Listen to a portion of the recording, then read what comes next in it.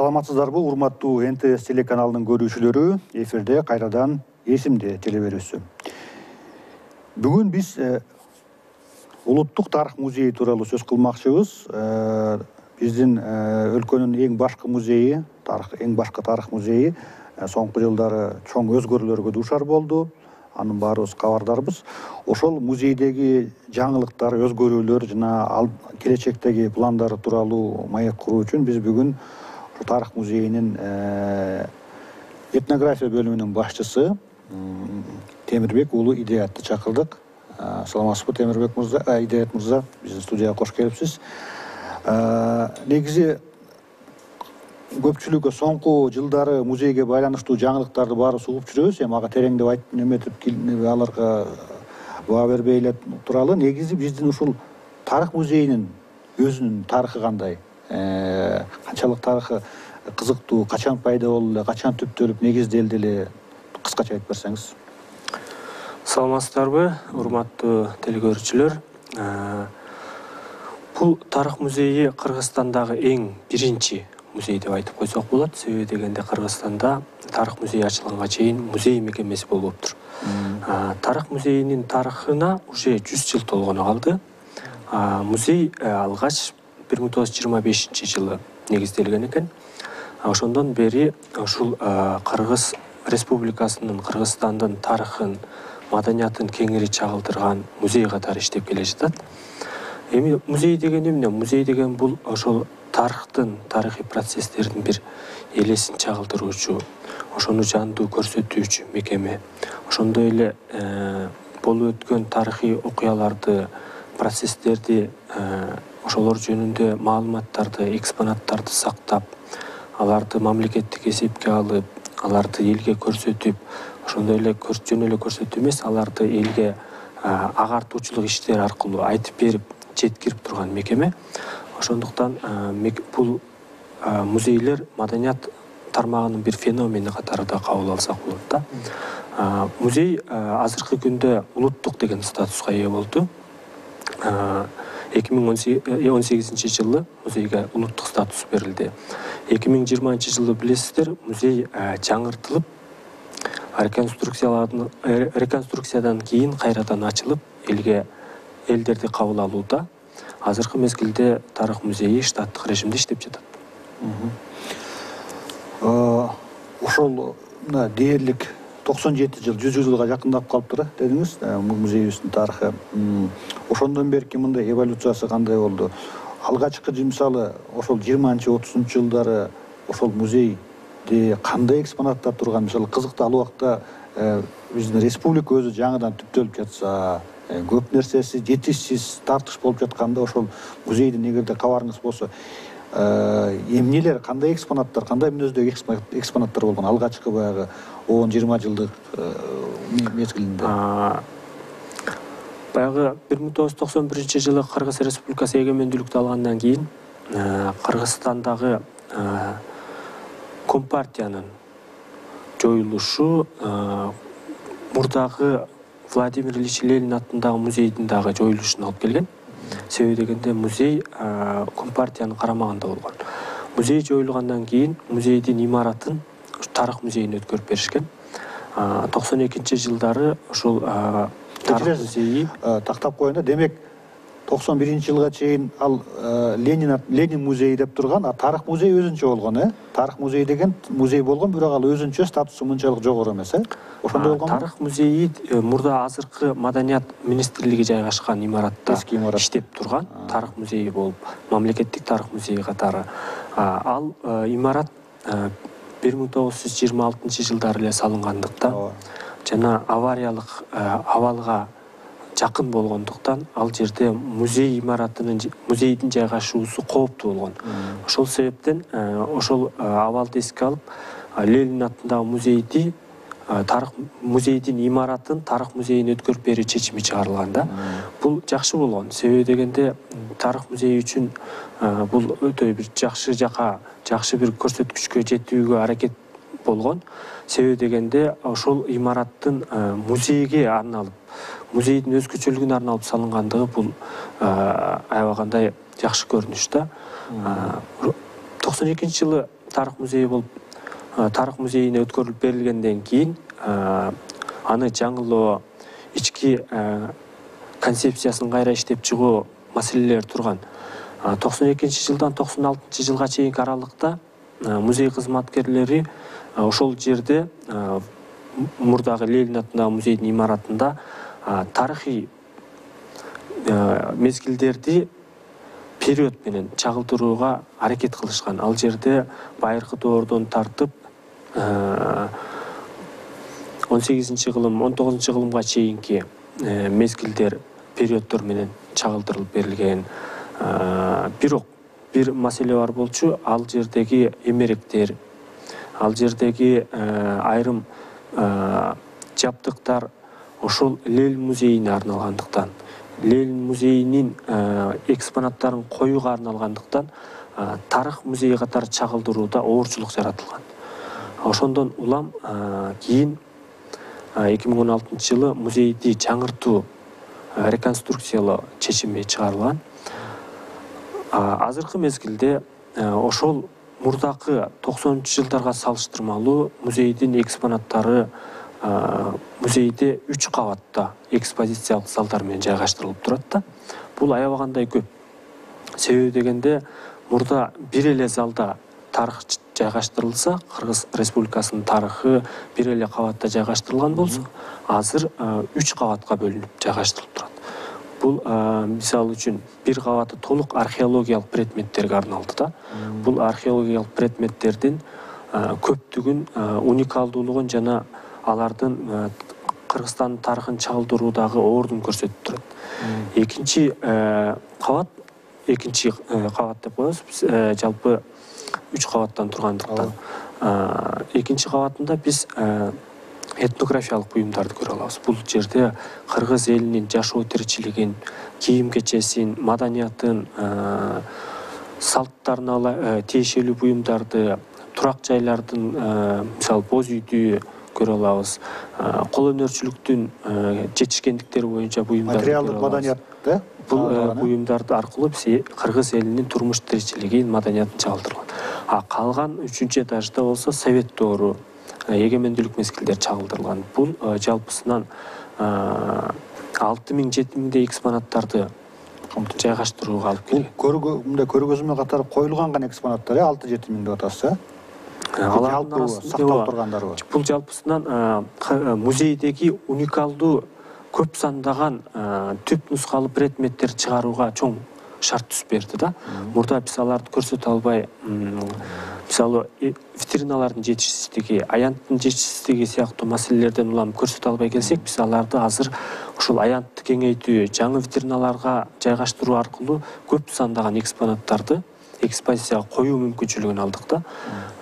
Алардын арасында уникалдуу экспонаттар, мисалга алсак таш дооруна таандык экспонаттардын көп санда берилиши, коло доорундагы экспонаттардын, сак маданиятынын берилиши, ошол эле доорлордогу Кыргызстанда табылган алтындан жасалган буюмдарды, шамшы кенчи сыяктуу алтындан жасалган бет кап, жанагы чач жасалгалар, көкүрөк жасалгалар деп коет, ошол убакта аялдарга таандык жасалгалардын ошол экспозицияда берилиши бул биз үчүн жетишкендик болуп эсептелет.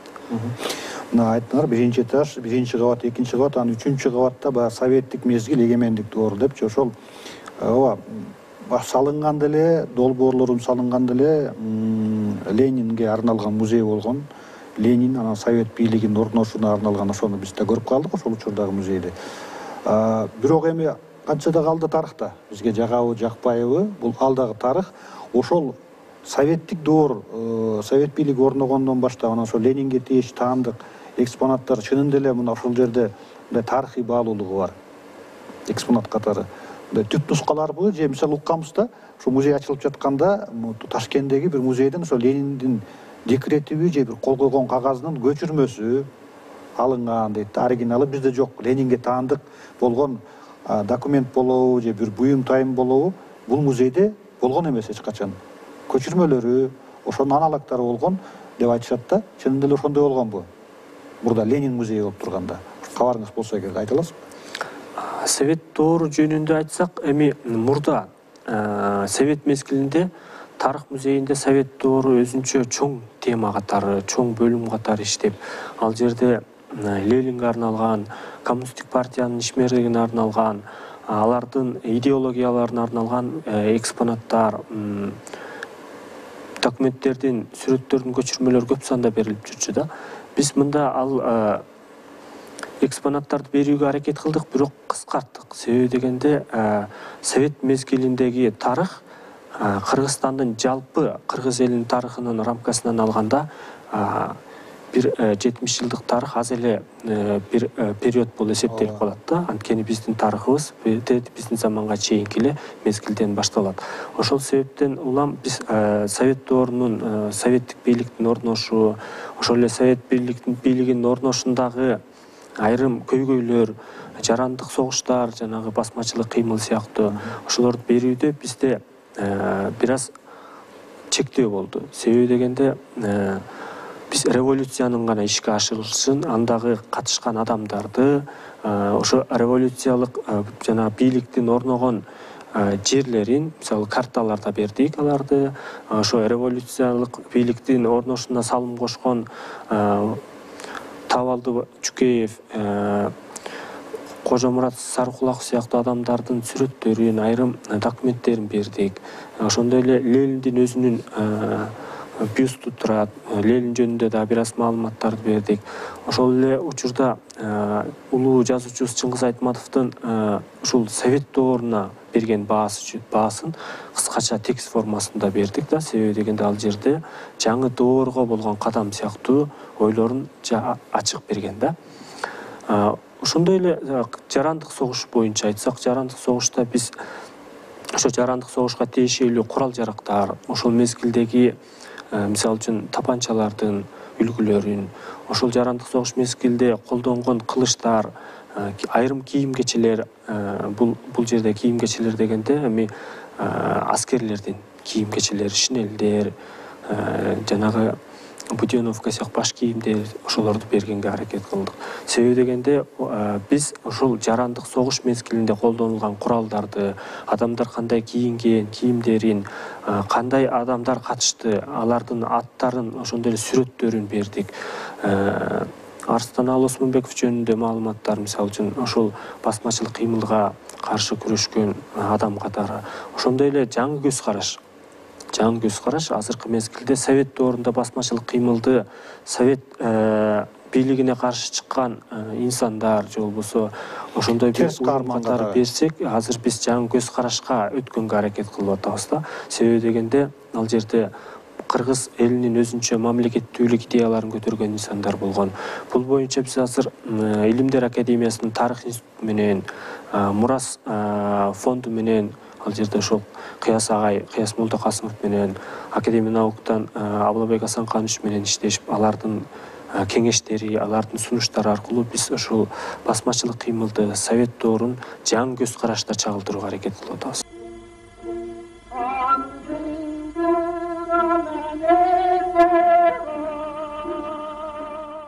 Биздин эсимде талкуу аянтчасы, ошо эсимде теледолбоорунун алкагында биз абдан көп мына ошол эле басмачылык, ошол Союз соңку 100 жылдан бери айтылбай, жашырылып же унутулуп калган бир тарыхый окуялар тууралуу сөз кылабыз да ошол эсимде берүүсүнүн алкагында. Ошол эле мисалы басмачылык кыймыл дейбизби, коллективдештирүү, кулакка тартуу, анан өзгөчө репрессия жылдары. Мына бүткүл Союз боюнча бир гана Кыргызстанда ошол репрессиялангандар 37-жылда атылгандардын мына мүрзөсү табылып отурат, 138 адамдын сөөгү чыгып отурат да. Бул менин билишимче Советтер Союзунун аймагындагы жалгыз гана ушундай жер табылып отурат, аты жөндөрү менен белгилүү болуп. Мына ошонун баарына мындай мына ошол репрессия курмандыктары, репрессия мезгилине 30 жыл, 25 жыл мурда эле толук расмий баа берилип калган да. Андан бери мына ага чейинки кулакка тартуу, коллективдештирүү жана башка окуяларга дагы, басмачылык кыймылына дагы эми ошолордой материалдык буюм түрүндө чагылдырган бир экспозициялар пайда болду. Же ага андай болбой жатса, ага эмне тоскоолдук кылып жатат, эмне жетишпей жатат да. Анткени ошол мына мен ушу берүүнү алып баруучусу катары ошол кызыктырат да. мына биз сөз менен айтып жатабыз көп соңку жылдары ошол окуяларга баягы тарыхтын актай барактарына. Эми ошону сүрөттөгөн музейди экспонат катары өзүнчө бир бүтүндөй экспозиция катары ошону чагылдырган бир бөлүмдөр пайда болду. Же ошонун үстүндө иштеп жатканын айттыңыз. Эмне жетишпей атат азырынча ошону ишке ашырууга, эгерде мүмкүн болбой атса толук? Музей экспозиция жасап жатканда өзү тарыхый объективдүүлүккө, историзм принциптерине көбүрөөк таянат да. Себеби дегенде ал жерде талаш тартыш маселелер болбош керек. Эгер талаштуу маселелер болсо, аларды биз тиешелүү окумуштуулар менен, академия наук менен чечишип алып, ошолордун сунуштары менен бергенге аракет кылабыз. Анан жанагыдай айрым музейлерде айрым экспонаттарды, мисалы тарыхтын актай барактарын чагылдыруу жагында биз көбүнчөсүн саясий лидерлерге, маданияттагы жетишкендүүлүктү берүүгө, ошол сиз айтып аткан жана репрессияларда курман болгон аталарыбыздын баягы эмгектерин так чагылдырууга аракет кылабыз. Бул жерде музей, тарых музейинде ушу репрессия маселелери аябай жакшы берилген да. Себеби дегенде ал жерде Жусуп Абдурахманов, Абдыкерим Сыдыков, Касым Тыныстан сыяктуу инсандарды мурун музей экспозицияларына чагылдырууда чектөө болсо, азыр наоборот бизде болуп көрбөгөндөй мүмкүнчүлүктөр болуп жатат да. Алардын ишмердигин, алардын тарыхтагы ордун музей аркылуу чагылдыруу бизде болуп көргөндөй мүмкүнчүлүк болуп жатат. Биз ошону колдонуп, Жусуп Абдурахманов жөнүндө кеңири маалыматтарды, анын фото сүрөттөрүн, документтерин жакында эле ошо Илимдер академиясынын тарых институтунан атайын алынып келинди.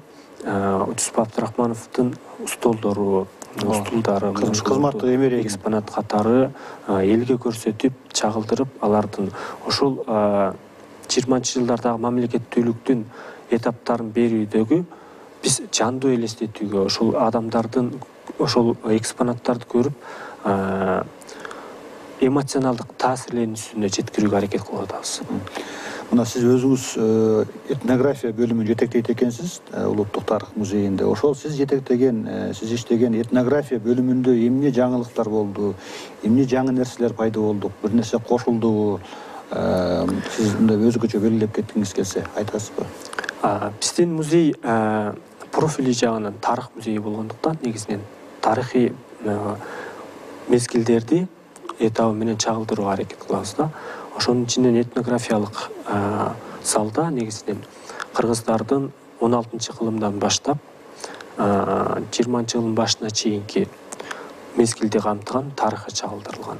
Тарыхтын башында кыргыз элинин эл катары баягы калыптануу процессин аякташы, ошондой эле кыргыз урууларынын түзүлүшү, ал жерде мурда экспозицияларда берилчү эмес, кыргыздардын уруулары оң канат, сол канат болуп берилиши, ичкилик болуп берилиши, алардын курамындагы уруулар, кыргыздардын колдонгон курал жарактары, кыргыздардын социалдык мамилелери, бай, кедей, жанагы манаптар, бийлер кандай болгон, ошолор жөнүндө маалыматтарды бердик. Андан тышкары биз азыр мурда мүмкүнчүлүгүбүз аз болчу, экспозициялык залдар тар болгондуктан улуттук кийимдерди чагылдырууда бизге баш кийимдерди өзүнүн түрлөрү боюнча, мисалы калпактын бир канча түрүн, элечектин бир канча түрүн берүүгө мүмкүнчүлүк болду. Ошолорду биз чагылдырып бердик. Кийимдерден дагы аялдардын кийимдерин, эркектердин кийимдерин, алардын кышкы кийимдерин өзүнчө, баягы жайкы жана жазкы, күзгү кийимдерин өзүнчө берүүгө аракет кылдык. Кол өнөрчүлүк боюнча ар бирин өзүнчө бергенге мүмкүнчүлүк болду. Бул аябай кандай жетишкендик. Себеби дегенде саймачылыкты, кыргыздардын кол өнөрчүлүгүндө жана жыгаччылык, тери иштетүүлөрдү биз түрлөрү менен, буюмдарды бир канча түрү менен бергенге мүмкүнчүлүк болду. Музыкалык аспаптарды түрү менен бердик. Ошондой эле Кыргызстандын Россия империясынын курамындагы мезгили мурда тарых музейинде бул тема көп берилчү эмес. Муну баягы Кыргызстандын Россия империясынын курамындагы мезгилин өзүнчө чагылдырууга аракет кылдык да.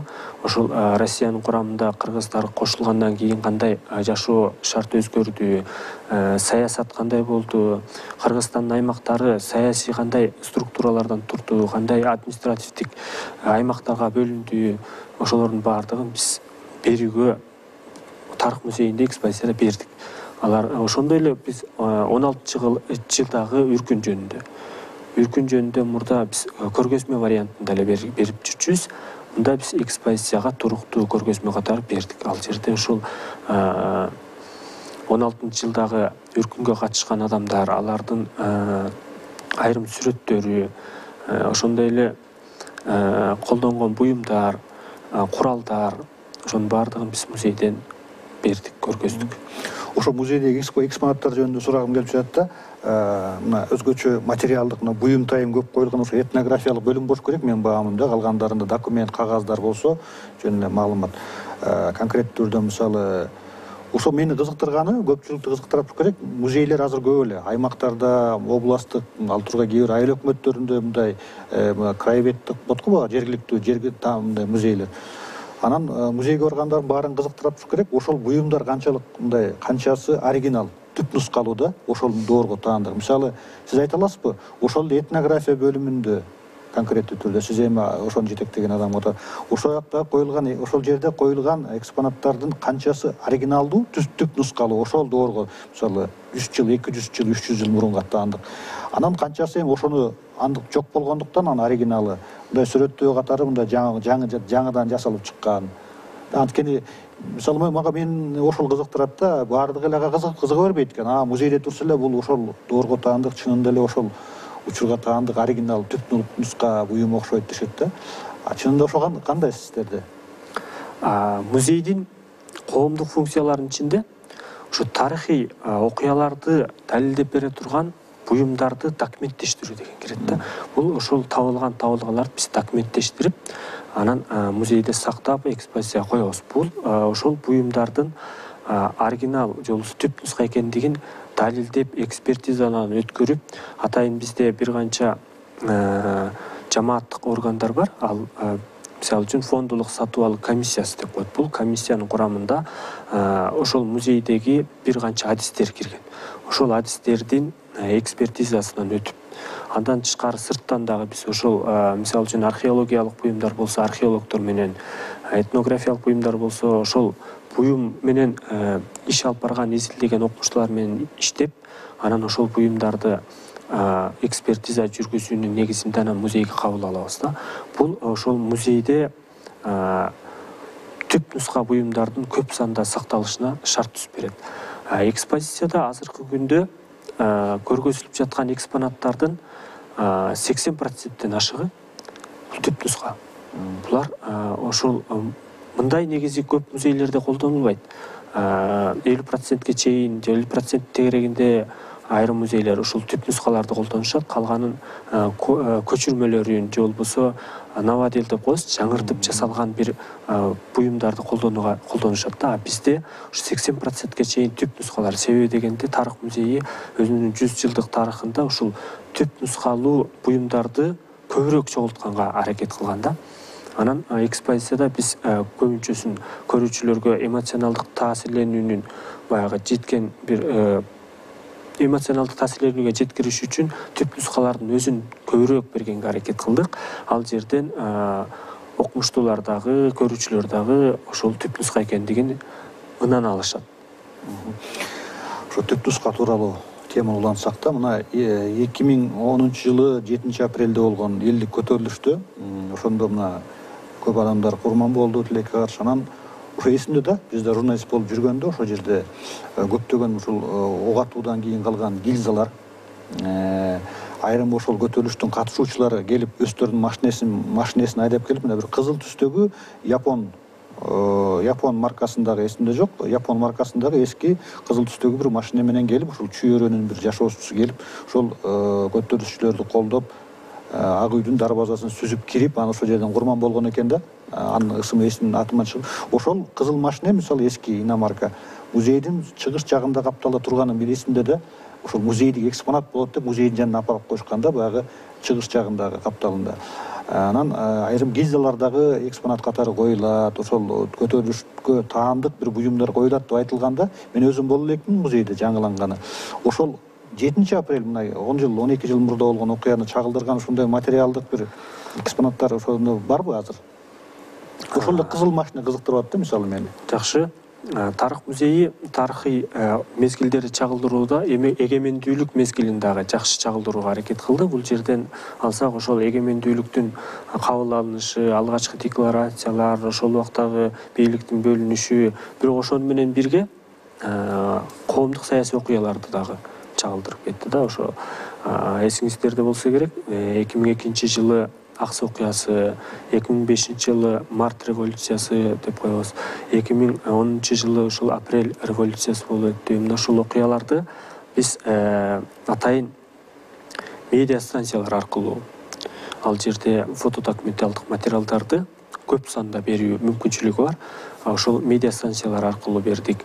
Ошондой эле ошол революция мезгилинде 7 апрелден кийин биз Тарых музейи Ала Тоо аянтында жайгашкандыктан биздин кызматкерлер ошол окуя болуп өткөн жерлердеги октордун калдыктарын, айрым ошол жана калкандардын сыныктарын, баш кийимдерди таап келип ошол музейге өткөрүп беришкен да. Анан ошол буюмдарды дагы биз Тарых музейинде чагылдырууга аракет кылдык. Себеби дегенде ошол революция мезгилинде ок атышуу болгонун далилин, ошондой кагылышуулар болгондугун, жанагы армиянын кыргыз жарандарына каршы турушун, ошолордун баардыгын чагылдыруу максатында буюмдарды экспозицияга койдук.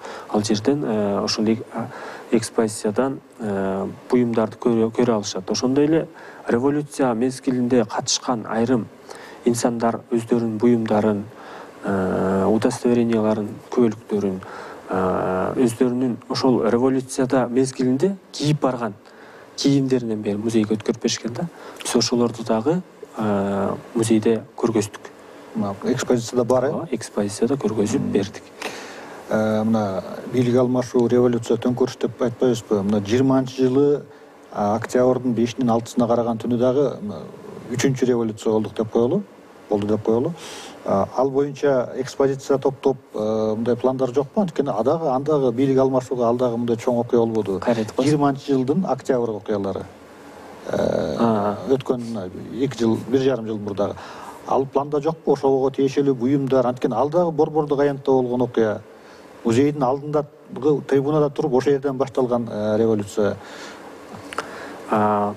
Бизде ошол окуяларды өзүнүн мезгилдери менен акырын чагылдырып кете беребиз да. Биз 7 апрелде да көргөздүк.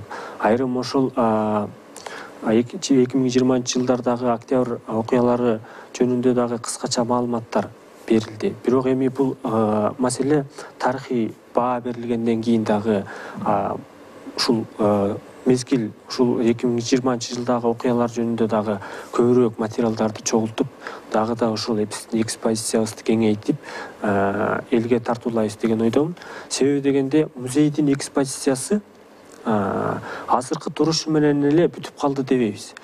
Тарыхый баягы окуялар жөнүндө маалыматтар улам жаңырып турат, улам жаңы табылгалар чыгат, улам жаңы баа берүүлөр болот. Ошол себептен улам биз ошол тарыхый баа берүүлөрдүн жыйынтыктарынын негизинде, жаңы табылгалардын негизинде биз экспозицияны жакшыртып, мындан ары өнүктүрүп турабыз да. Ошол себептен бул окуялар дагы экспозицияда орун табат сөзсүз түрдө.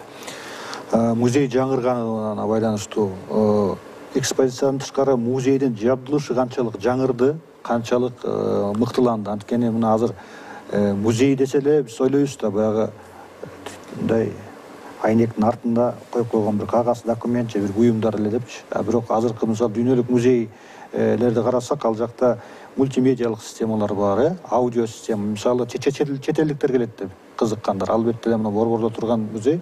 Анан мисалы башка жакта өлкөлөрдө музейлерде мындай кулакка тагып алган жабдыгы бар, колунда пульту бар. 5-6 tilde, кааласаң англис тилинде, француз, орус дейбизби, испан, башка тилдерде ошо режимди тандап алып, ар бир экспонаттын жанына барганда которуп берет экен да. Мына айтып берет да, мына бул экспонаттын кыскача тарыхы, бул баланча мындай болгон экспонат, бул доорго жылга таандык, анын тарыхы тууралуу айтып берет да. Ошондой жаңы технологиялар колдонулду, ушундай киргизилдиби? Ошо жагынан жаңылык барбы? Эң биринчи музей негизинен баалуу экспонаттарды сактоого шарт түзбөш керек да. Бул жагынан алганда музейде мисалы үчүн желдетүүчү, жылытуучу, жарык берүүчү приборлор, жабдыктар, Нымдуулукту сактап туруш керек. жабдыктар жакшы коюлган да. Себеби дегенде булар баягы германиялык компания тарабынан тандалган жакшы сапаттуу жабдыктар менен жабдылган.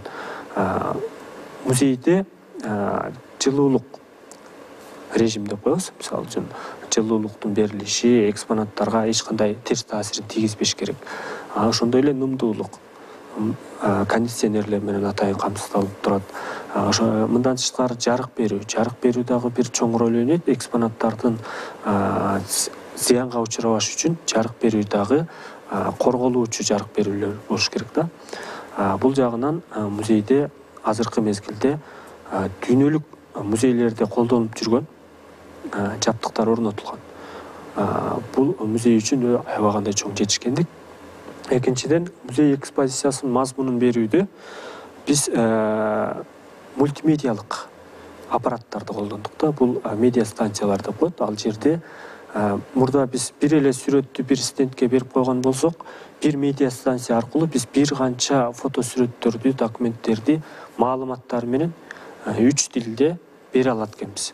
Бул аябагандай жакшы. Себеби дегенде медиа станция аркылуу биз документтердин баардыгын ошол жака электрондук түрдө киргизип, ал жерде маалыматтарды орус, кыргыз, англис тилиндеринде берип, анан маалыматтарды балдар көрө ала турган деңгээлде, балдардын боюна карап дагы ошол көрө ала турган деңгээлде жылдырып, азыркы заманбап технологиялар менен берип атабыз.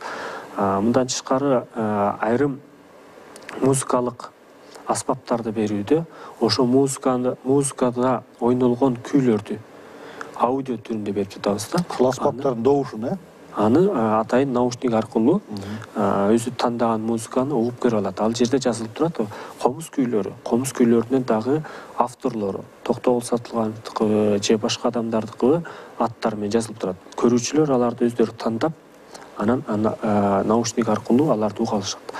Мындан тышкары Манас эпосу боюнча берип атканда биз манасчылардын өздөрүнүн үндөрүн берип атабыз да.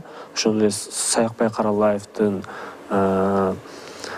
башка чоң манасчылардын үндөрүн, жаздырылып калган үндөрүн бизде архивдерде сакталып, бүгүнкү күнгө чейин ошо архивдерде сакталып келген экен. Биз аларды музейге алып, аларды ошо медиа станция аркылуу уга турган кылып берип атабыз да. Өздөрүнүн сүрөтүн берип, алар жөнүндө маалыматтарды берип, анан аларды көрүүчүлөр өздөрү угуп, сүрөттөрүн көрүп, маалыматтарды алышат. Бул ошол экспозициянын берүүнүн жетишкендиктери катары айтсак болот.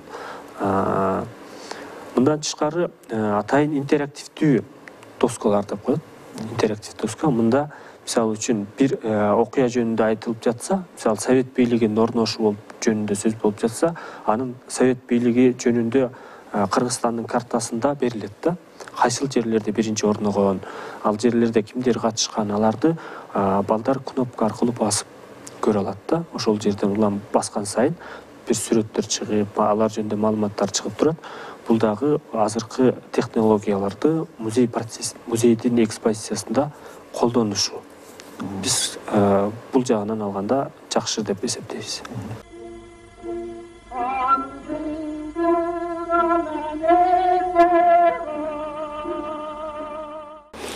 Музей бул баягы булак сыяктуу тынымсыз толукталып, жаңыланып, агын суудай болуп толтуруш керек да, толтурулуп. Ошол музейдин экспозициясын толтуруу маселеси кандай да? Негизи билебиз, биз дүйнөлүк музейлер, чоң музейлерде угуп жүргөнүбүзгө караганда баягы баалуу экспонаттар болсо, алар үчүн бир нече музей талашып, күрөшүп, тытышып дегендей орой айтканда көбүрөөк баасын уштап сатып алат экен да, мисалы. Баалуу экспонат болсо, бир сүрөт болобу, же бир байыркы бир буюм болобу. Бизде ошол маселе кандай чечилгенде, мисалы биз эле угуп калабыз, мага азыр интернет бар го, мына баланча жерде казып атып, бир там имарат салып казып атса, анан кара байыркы мындай карапа буюмдар чыккан экен, бир чоң кумаралар чыккан экен, же бир буюмдар чыккан экен деп кээде угуп калабыз да. Ошолордун орду музейде, туурабы? Музейде болуш керек. Ал канчалык байыркы, канчалык сейрек кездешүүчү, ошончолук баасы жогору да.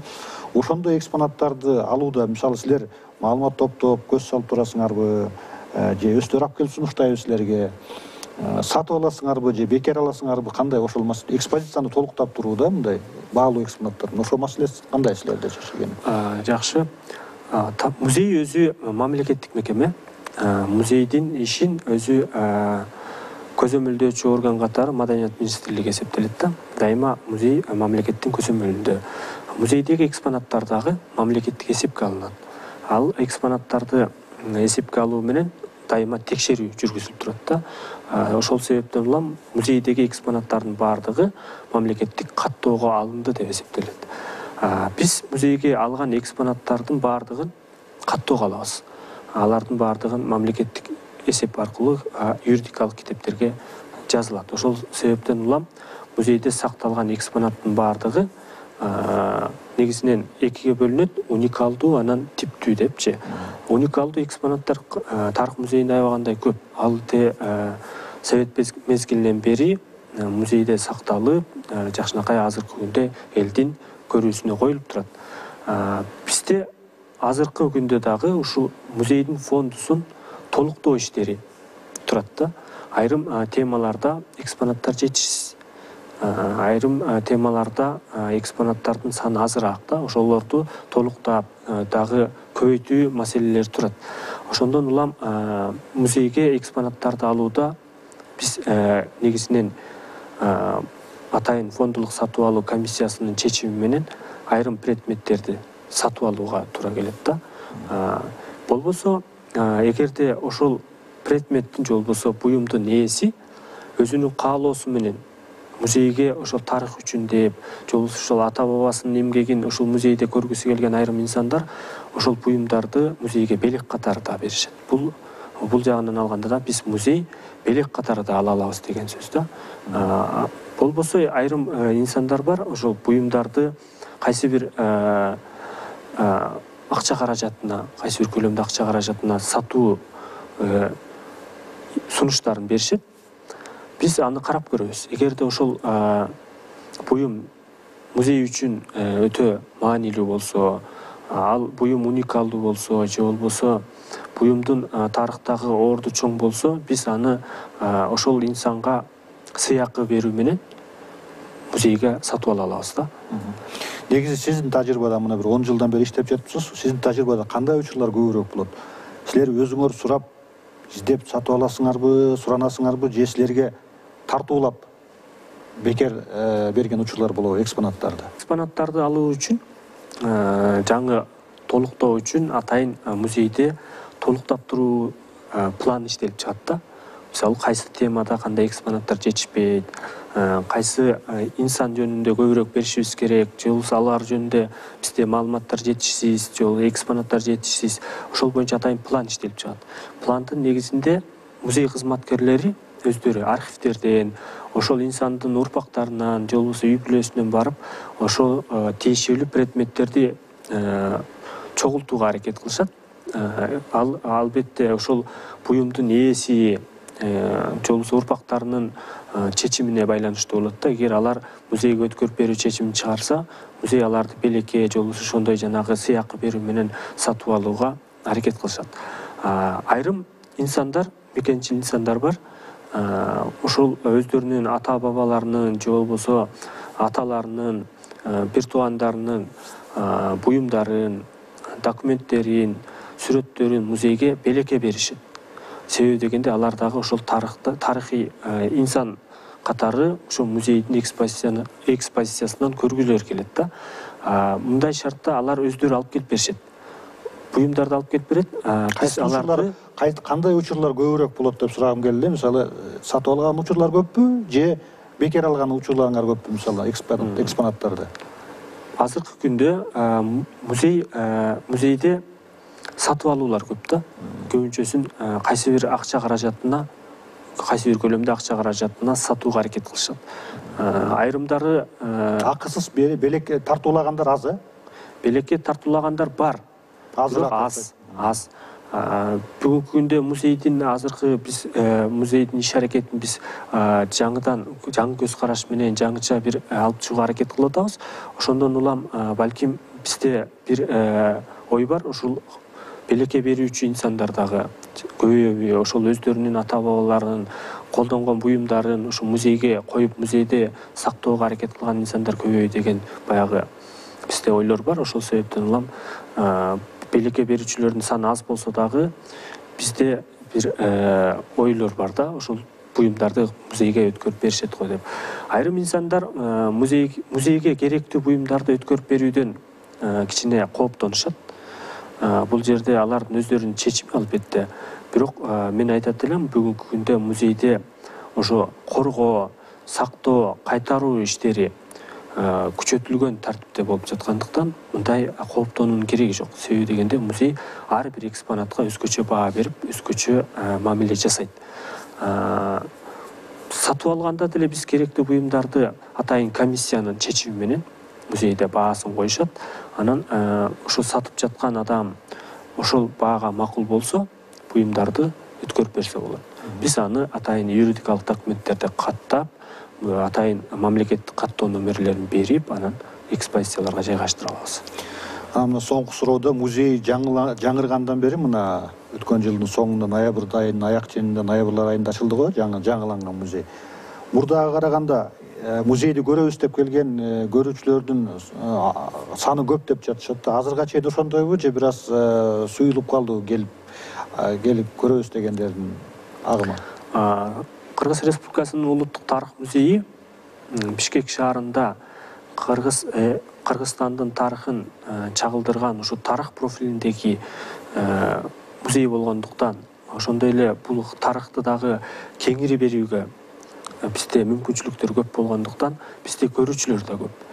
Мурда албетте салыштырсак, мурдагы менен ана жаңыланган музейге келген көрүүчүлөрдүн саны. Мурда Лел музейин эле биз тарых музейине ыңгайлаштырып койгондо бизде бир эле зал тарых боюнча чагылдырылып калган. Калган экинчи залыбыз Лелинге арналган боюнча калгандыктан, ошондой эле музей эски жасалгалы болгондуктан ичи көрүүчүлөрүбүздүн саны азыраак болчу. Азыркы күндө көрүүчүлөрүбүздүн саны укмуштуудай көбөйдү. Муну менен биз музейде айрым убактарда көрүүчүлөрдүн кезекке туруп калганы менен дагы азырга чейин бар. Азырга чейин кезекке туруп калганы менен дагы далилдей алабыз. Себеби дегенде бизде көрүүчүлөрдүн саны экспозициялык аянтка карата чектөө деген бар да. Ошондо биз көрүүчүлөрдүн саны чектөөдөн ашып кеткенде биз көрүүчүлөрдү убактылуу кезекке турууга өтүнөбүз. Себеби дегенде коопсуздук маселелери бар. Ошондой эле жана нымдуулук, жылуулук режимдерин дагы биз сакташыбыз керек. Ошондон улам кезекке туруп калгандар да болот. Бул жагынан алганда көрүүчүлөрдүн саны укмуштуудай көп деп айта алам да. Музей өзү 2016 жылдан бери жабык болуп калгандыктан 2020 жылы, 21 жылы гана ачылдык. Ошого чейинки мезгилдерде көрүүчүлөрдүн музейге суусап калгандыгын көрө алдык. Анткени бүгүнкү күнгө чейин ошол музейди көрөбүз деп эңсеп келген адамдар көп. Көбүнчөсүн бизде көрүүчүлөр албетте мектеп окуучулары, студенттер, алар группа менен массалык түрдө келип жатышат. Ал эми мындай көрүүчүлөр дагы өздөрү атайын алдын ала чалып, алдын ала билдирүүлөрдү жиберип музейлерди көрүп жатышат. Сизге чоң рахмат. Абдан кызыктуу музейге бара электер. Сиздин мына биздин менен маекти укса дагы музейге барып келгендей болуш керек. Эгерде музей мына бардык кыргызстандыктарды, көрүүчүлөрдү чакырабыз. Жаңыланган тарых музейине келип көрүп кеткилиңиздер. Сиздерге болсо ийгилик каалайм ишиңиздерде. Экспозициялар толо берсин, көбөйө берсин. Ишиңизге ийгилик. Сіздерге де рахмат. Музейге келіп көріңіздер. Музейде Қырғызстандың, қырғыз елінің тарихы, маданияты чагылдырылған. Ал жерден бардық экспонаттарды танышу менен балдарын көбүнчөсүн тугандарын алып келип көргөзүп жатышат. Ошолорго көргөзүп, келип көрүп кетиңиздер. Сіздерге де рахмат. Ушул көрсөтүүгө чакырганыңыздарга мындан ары дагы буюрса бул долбоор менен иштешебиз деген ойдобуз. Саламатта туруңуздар. Урматтуу НТС телеканалынын көрүүчүлөрү, эфирде эсимде берүүсүнүн кезектеги чыгарылышы болду. Кийинки берүүлөрдө көрүшкөнчө бар болуңуздар.